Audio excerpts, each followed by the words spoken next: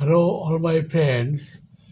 The quadratic equation 2x squared minus root 5x plus 1 is equal to 0 has two distinct real roots, two equal real roots, no real roots, or more than two real roots. What option is correct for this question? Now, solution. Given 2x squared minus root 5x plus 1 is equal to 0. If we compare this equation with ax square plus bx plus c is equal to 0, standard quadratic equation, a is equal to 2, b is equal to minus root 5 and c is equal to 1.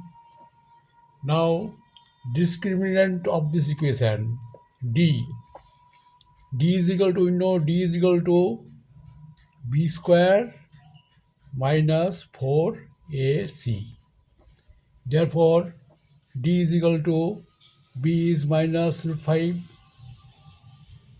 whole square minus 4 into a is 2 and c is 1 is equal to, this is equal to 5 minus 8 is equal to minus 3. Therefore, we get d is less than 0. D is less than 0. Therefore, this equation has no real roots.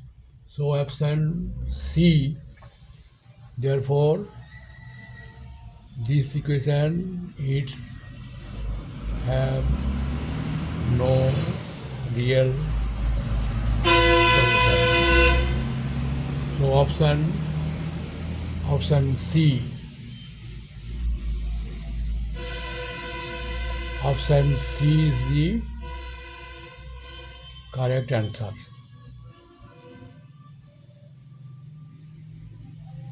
Thank you for watching. Please like, share, comment. Also subscribe my channel. Goodbye.